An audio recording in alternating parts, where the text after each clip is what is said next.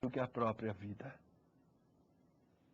Creio que essa imagem deve nos lembrar também a escolher para a nossa liderança aqueles homens que já não mais andam como crianças, só querendo leite, ou quem sabe, só se pendurando em Deus para não tropeçar num caminho esburacado, mas aqueles que aprenderam a ter prazer na presença de Deus, que sabem calar a sua alma diante do Senhor. Exatamente porque conhecem o prazer da sua presença. Eu me lembro daquela parábola do louco. Lembra-se? Em Lucas. Diz que um homem foi e plantou e encheu seus celeiros. E Jesus diz, louco, hoje à noite vão pedir a tua alma. O que é que tens para dar? E a nossa resposta deveria ser, Senhor, eu tenho uma alma sossegada e calada na tua presença por causa da tua graça. Apesar da posição que Davi tinha, ele reconhece que a sua vida depende do Senhor. E tudo isso, então, agora resume-se numa oração coletiva que Davi faz pelo seu povo, no verso 3.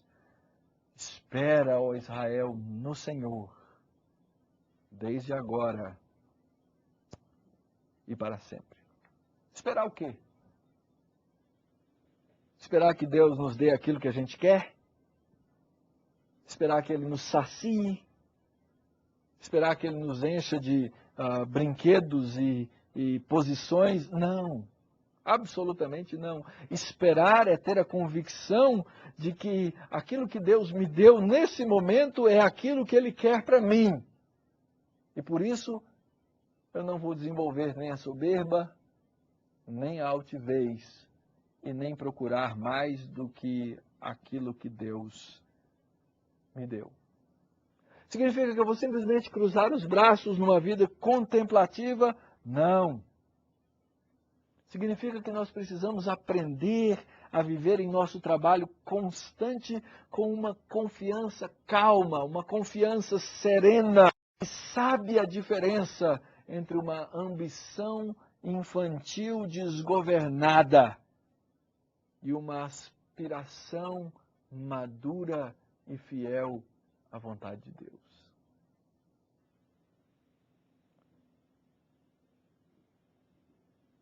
Caminhando então para terminar a nossa reflexão sobre o coração do líder que Deus quer para a sua igreja, no presbiterato, no pastorado.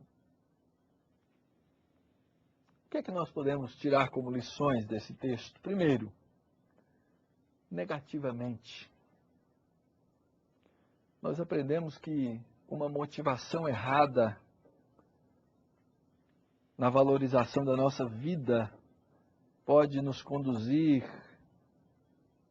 à ambição desenfreada e à destruição, não só nossa, mas a feridas profundas no corpo, na igreja, no corpo de Cristo.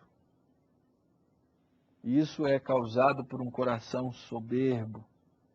O coração soberbo é o motivo, é a causa, muitas vezes, da nossa precipitação injustificada, das nossas condutas presunçosas, da vontade de ver o nosso nome numa placa,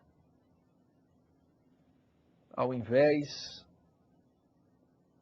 de seguir os caminhos claros que Deus nos ensina deveríamos seguir junto com o povo de Deus. Aprendemos que existe um relacionamento íntimo entre o coração e os olhos.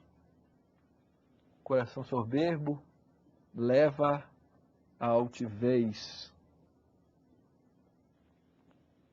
E nós precisamos orar todos os dias e consultar nosso coração, perguntando, Senhor, como está o meu coração?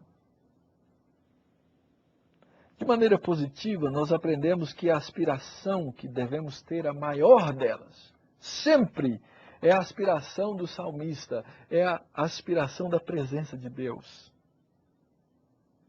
A aspiração da paz que Cristo nos prometeu, dizendo: a minha paz vos dou. Não interessa onde vocês se encontram ou a situação em que estejam. Aprender que um coração humilde é aquilo que vai nos ensinar a esperar. E que esperando, vamos aprender a fazer a vontade de Deus. E agora eu queria trazer essas coisas para dentro de uma reunião do seu conselho. Eu queria trazer essas coisas para dentro do relacionamento entre os presbíteros na sua igreja. Isso implica ou significa que nós, numa reunião, nunca discutiríamos? Não. Isso implica em que nós não teríamos divisões ou discordâncias sobre alguns aspectos ou assuntos? Não.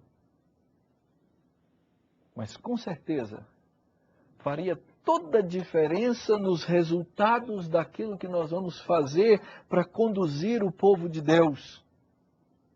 Porque as nossas reuniões e as nossas atitudes e as nossas atividades na vida da igreja seriam atividades do pastoreio, porque homens segundo o coração de Deus querem pastorear a igreja de Cristo para ter o coração como o do Senhor. Traga essa ideia das aspirações que temos aqui nesse texto para dentro da reunião do seu conselho. O que é que se aspira? Essa é uma coisa que muitas vezes é dolorida, porque muitas vezes nós gastamos horas e horas a fio nas nossas reuniões, nos nossos planejamentos, e acabamos, às vezes, nos tornando um comitê administrativo, e não uma equipe ou um time que, com o coração sem soberba e com o olhar não altivo, lidera o povo de Deus caminhando para esperar nele. Traga essas características para a forma como você se relaciona com as pessoas. E como é que as pessoas enxergam a você? Exatamente. Para que aprendamos a tratar uns aos outros conforme a caridade de Cristo, o amor do Senhor, e sem soberba. Traga esses aspectos para os alvos. Recentemente eu vi a campanha de uma determinada igreja. O alvo era ser a maior igreja de Goiânia, na cidade onde eu pastoreei durante um tempo. Aonde está a medida? Aonde está a vara? Ser o maior é o alvo de Deus? Traga esses pensamentos para o seu coração e pergunte diante de Deus: Senhor, é soberbo o meu coração? Jesus, é altivo o meu olhar?